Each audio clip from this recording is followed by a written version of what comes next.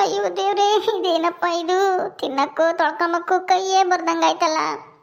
ಯಾತನ ತಿಂಬನ ಅಂದರೆ ತಿಂಬಕ್ಕೆ ಕೈಯೇ ಇಲ್ಲ, ಇನ್ನೊಬ್ರು ತಿನ್ನಿಸ್ಬೇಕು. ತಿಂದರೆ ಎಲ್ಲಿ ಹೊರಗಡೆಗೆ ಹೋಗಂಗಾಗುತ್ತೋ ಅಂತ ಅದೊಂದು ಭಯ. ಹೊರಗಡೆಗೆ ಹೋದ್ರೆ ತೊಳ್ಕೊಂಬದು ಹೆಂಗಪ್ಪ ಅನ್ನೋ ಚಿಂತೆ. ಅಯ್ಯೋ ನಾನು ಯಾಕಾದ್ರೂ ಹೋದ್ನಾವತ್ತು ದೇವಸ್ಥಾನಕ್ಕೆ ಹೋಗ್ಬಾರ್ದಾಗಿತ್ತು. ಲಕ್ಷ್ಮಿ ನನ್ನ ಕೈ ಎರಡು ಕಳ್ಬಿಟ್ಲು. ಮನೆ ಮುಂಡೆ ಎಲ್ಲಾರನ್ನೂ ನಂಬಿಸಿದ್ದೆ ಕಣಪ್ಪ, ಅವಳೊಬ್ಳು ನಂಬಲಿಲ್ಲ. ಅವಳೊಬ್ಳು ನಂಬಿದ್ರೆ ಇವತ್ತು ಊರಿಗೂರೇ ನನ್ನ ಕಾಲಿಗೆ ಬಿದ್ದು ಕ್ಷಮೆ ಕೇಳೋದು. ಇಂಥ ಲಕ್ಷ್ಮಿ ನಮ್ಮೂರಾಗ ಯಾಕಾದ್ರೂ ಇದ್ದಾಳೋ ಏನು ಕತ್ತಿಯೋ. ಅಯ್ಯೋ ಯಮ್ಮ ಹೋಗಮ್ಮ ಉಣ್ಣು.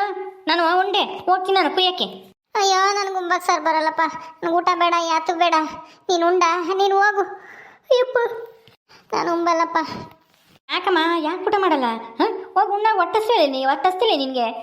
ಹೊಟ್ಟೆ ಏನೋ ಅಸ್ತೈತಿ, ಆದರೆ ಉಂಬಕ್ಕೆ ಭಯವಾದಂಗಾಗುತ್ತೆ. ಭಯವಾಗುತ್ತೆ? ಇದೇನಮ್ಮ ಹಿಂಗೆ ಹೇಳ್ತಾ ಇದೆಯಾ? ಉಂಬಕ್ಕೆ ಯಾಕೆ ಭಯವಾಗುತ್ತೆ? ಏನು ಯಾರನ್ನ ಎದುರಿಸ್ತಾರ ನಿನ್ನ? ಗಂಗಿ ಏನಾರ ಬೈತಾಳ ಉಣ್ಬೇಡ ಅಂತನ? ಅವಳು ಯಾಕಪ್ಪ ಬೈತಾಳೆ? ನನ್ನ ಯಾರೂ ಬೈಯಲ್ಲ, ಆದರೆ ಊಟ ಮಾಡೋದು ಹೆಂಗೆ ಅನ್ನೋ ಚಿಂತೆ. ಅಯ್ಯೋ ಕೈ ಹಿಂಗಾಗೈತೆ ಅಂತ ಯೋಚನೆ ಮಾಡ್ತಾ ಇದ್ಯಾ? ಏನೂ ಆಗಲ್ಲ. ಗಂಗಿ ಎಲ್ಲನ ಚಮಚ ತಗೊಂಡು ಉಣ್ಣಿಸ್ತಾಳೆ. ಹೋಗಿ ಊಟ ಮಾಡೋಗಿ ಹೋಗಿ. ಏನಾಗಲ್ಲ. ಸುಮ್ಮನೆ ಇದ್ದಾರ್ದೇನೆ ಹೋಗಿ ದೇವಸ್ಥಾನಕ್ಕೆ ಹೋಗಿ ದೇವ್ರು ಬಂದೈತಿ, ಅದು ಬಂದೈತಿ, ಇದು ಬಂದೈತಿ ಅಂತನ ನಾಟಕ ಮಾಡಿ ಜನಗಳನ್ನೆಲ್ಲ ಎದುರ್ಸಕ್ಕೆ ನೋಡಿದ್ಯಾ? ಸುಮ್ಮನೆ ಇದ್ದಿದ್ರೆ ಆಗಲ್ವೇ? ಒಬ್ಬಟ್ಟು ತಿಂದಾಳು, ತಿಂದೆ ಪೂಜಾರಪ್ಪರೇ ಏನು ಮಾಡೋದು, ಯಾರು ಅಂತ ಇಕ್ಕೆಯವ್ರೆ ಅಂತ ಗೊತ್ತಿಲ್ಲ. ಬಿಡ್ರಿ ಹೋಗ್ಲಿ, ಏನೋ ತಿಂದಿದ್ದೀನಿ, ನಾನೇನೇನು ಕಳ್ತನ ಮಾಡಿಲ್ಲ ಅಂತನ ಹೇಳ್ಬೋದಾಗಿತ್ತು. ಅದು ಬಿಟ್ಬಿಟ್ಟು ದೇವ್ರು ಬಂದೈತಿ ಅಂತನ ನಾಟಕ ಮಾಡಿರಿ.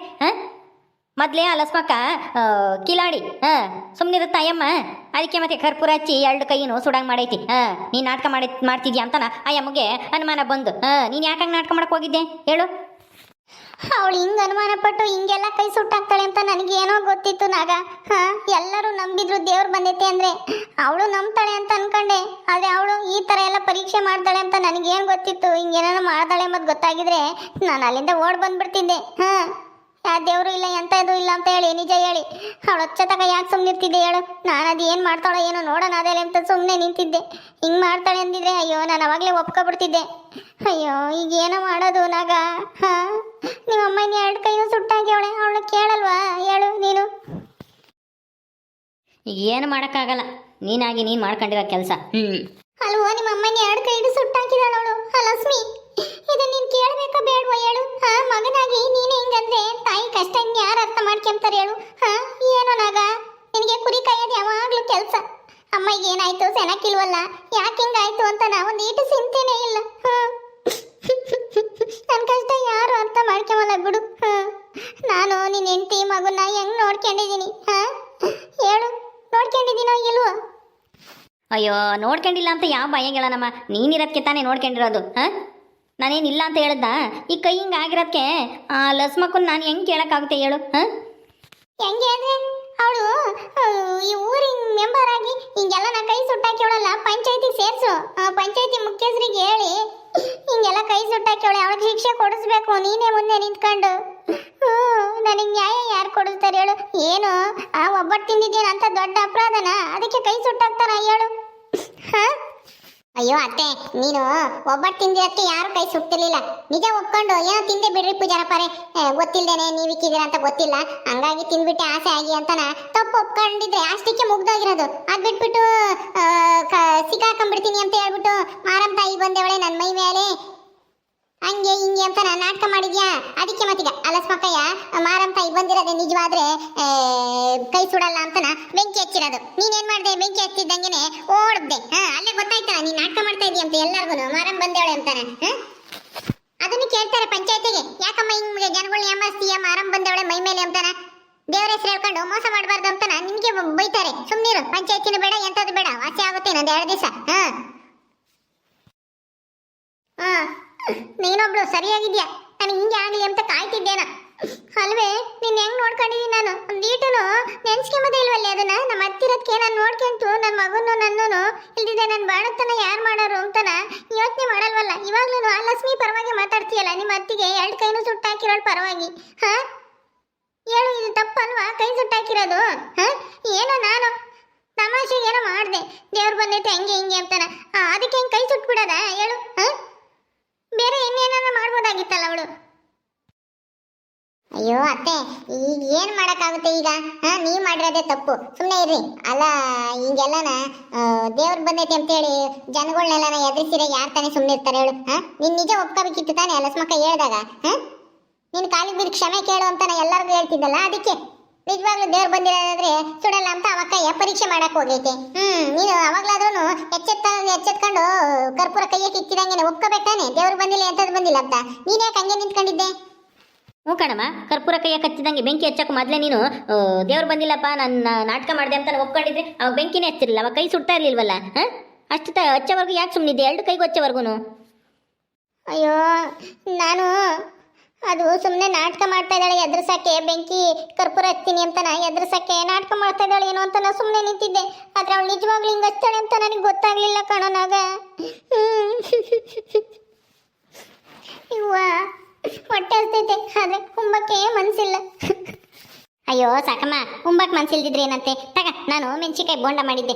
ನಮ್ಮ ಹುಡುಗ ಎಲ್ಲ ಒಂದಿಷ್ಟ ಮೆಣಸಿಕಾಯಿ ತಕೊಂಬಂದಿದ್ದ. ಬೋಂಡದ ಮೆಣಸಿಕಾಯಿ ಅದಕ್ಕೇನೆ ಒಂದಿಟ್ಟು ಕಡಲೆ ಹಿಟ್ಟು ತಕೊಂಬಂದು ಬೋಂಡ ಮಾಡಿದ್ದೆ. ತಕ ತಿನ್ನು, ನಿನಗೆ ಅಂತ ತಂದೆ. ನಿಮ್ಮ ಮನೆಗೆ ಆತನ ಮಾಡಿ ನನಗೆ ಕೊಡ್ತೀಯ ಅಲ್ವಾ, ಅದಕ್ಕೆ ತಗೊಂಬಂದೆ, ತಿನ್ನು ಅಂತಾನ. ನಾನು ತಿನ್ಬೇಕು ಅಂತ ಆಸೆ ಪಟ್ಟಾಗ ಎರಡು ಕೈಗೆ ನಾನು ಚೆನ್ನಾಗಿದ್ದಾಗ ಒಂದು ದಿವ್ಸಕ್ಕೂ ಬಾ ಉಣ್ಣು ಅಂತ ಕರೀಲಿಲ್ಲ. ಕೋಳಿ ಸಾರು ಮಾಡಿದ್ರು ನಾನೇ ಹೋಗಿ ಉಂಡು ಬಂದಿದ್ದೀನಿ. ಯಾತನ ಮಾಡಿನೋ ತಂದು ಕೊಡ್ತಿರ್ಲಿಲ್ಲ ಈ ಮುದುಕಿ.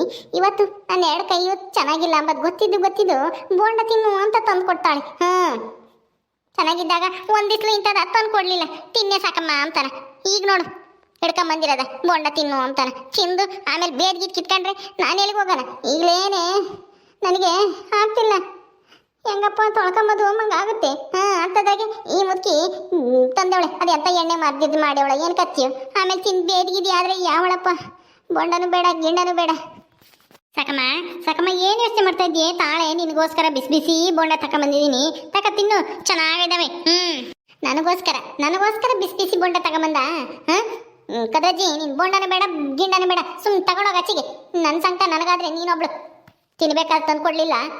ಎರಡು ಕೈನೂ ಗಾಯ ಮಾಡ್ಕೊಂಡು ಬಟ್ಟೆ ಕಟ್ಕೊಂಡು ಕುಕ್ಕೊಂಡಿದ್ದೀನಿ ಅಂತದ್ರಾಗೆ ತಿನ್ನು ಅಂತ ತಂದಿದ್ಯಾ. ನನಗೆ ತಿಂದರೆ ಒಂಥರ ಸಂಕಟ, ತಿಂದಿದ್ರೆ ಇನ್ನೊಂಥರ ಸಂಕಟ. ಸುಮ್ಮನೆ ಹೋಗು. ನಾನು ತಿನ್ನಲ್ಲ ಇವಾಗ ಬೋಂಡ ಗಿಂಡನ. ಆಮೇಲೆ ನೀನು ಅದಿ ಅಂತ ಎಣ್ಣೆಗೆ ಹಾಕಿ ಮಾಡಿದ್ಯೋ ಏನು ಕತ್ತೀಯೋ? ಬೇದಿ ಕಿತ್ಕೊಂಡ್ರೆ ನಾನು ಎಲ್ಲಿಗೆ ಹೋಗೋಣ? ಈಗಲೇ ತೊಳ್ಕೊಂಬಕ್ಕೆ ಹಾಕ್ತಿಲ್ಲ ನನ್ನ ಕೈಯಾಗಿ. ಅಯ್ಯೋ, ಅದಕ್ಕೆ ಯಾಕೆ ಹಂಗಾಡ್ತೀಯ? ಹೋಗು, ಏನು ಆಗಲ್ಲ. ತಿಂದ್ರೆ ಏನು ಬೇದಿನೂ ಆಗಲ್ಲ, ಎಂಥದ್ದು ಆಗಲ್ಲ. ಒಳ್ಳೆ ಎಣ್ಣೆಗೆ ಮಾಡಿದ್ದೀನಿ. ತಿನ್ನು ಒಂದೇ. ಅದ್ರಜ್ಜಿ, ನನಗೆ ಸುಮ್ಮನೆ ಸಿಟ್ಟು ತರಿಸ್ಬೇಡ, ಸುಮ್ಮನೆ ತಗೊಂಡೋಗು. ನನಗೆ ಈಗಲೇ ಏನು ಮಾಡೋದಪ್ಪ, ಈ ವಾಸಿ ಆಗತಕ್ಕ ನನ್ನ ಚಿಂತೆ. ನೀನು ಬೋಂಡ ತಂದಿದ್ಯಾ ಚೆನ್ನಾಗಿದ್ದಾಗ ಒಂದಿಸ್ಲು ತಂದು ಕೊಡಲಿಲ್ಲ. ತಿನ್ನೇ ಸಾಕಮ್ಮ ಅಂತಾನೆ ಯಾತನು. ಈಗ ಎರಡು ಕೈನೂ ಸುಟ್ಕೊಂಡು ಕುಕ್ಕೊಂಡಿದ್ದೀನಿ ಲಕ್ಷ್ಮಿಯಿಂದಾನೆ. ಇವಾಗ ಬೋಂಡ ತಿನ್ನು ಅಂತ ತಂದಿದ್ಯಲ್ಲ, ಹೋಗು. ಅಮ್ಮ, ನಾನು ನೀರು ಕಡಿಗೆ ಹೋಗ್ಬೇಕು. ಬಾ, ನನಗೇನಾರ ಮಾಡಬೇಕು ಅಂತಂದರೆ ಬಾ ನನ್ನ ಜೊತೆಗೆ. ನಿನ್ ಜೊತೆಗ ನೀರ್ ಕಡಿಕ? ಯಾಕೆ? ಯಾಕೆ ಅಂದ್ರೆ ತೊಳೆಯಕ್ಕೆ ನನಗೆ ಕೈ ಇಲ್ವಲ್ಲ, ಎಡಗೈ, ಅದಕ್ಕೆ ನೀನೇ ಬಂದು ತೊಳೆವೆಂತ ಬಾ. ನಾನ್ ತೊಳಿಬೇಕಾ? ಅಯ್ಯಯ್ಯಪ್ಪ, ತೂ ಗಬ್ಬು, ಏನ್ ಯೋಚನೆ ಮಾಡ್ತಾ ಇದ್ಯಾ? ನಡಿ ಹೋಗೋಣ. ಏನೇ ಹೇಳ್ತಾ ಇದೆಯಾ ಸಾಕಮ್ಮ? ನಾನು ನಿನಗೆ ತೊಳಿಬೇಕಾ? ಅಯ್ಯಪ್ಪ, ನನಗೆ ನಾನು ತೊಳ್ಕೊಂಬಕ್ಕೆ ಆಗಲ್ಲ ಅಂತಾರೆ. ನಿಂದು ಬೇರೆ. ಥೂ ಹೋಗಮ್ಮ ತಾಯಿ, ನನಗೆ ವಾಂತಿ ಬಂದಂಗೆ ಆಗ್ತೈತಿ.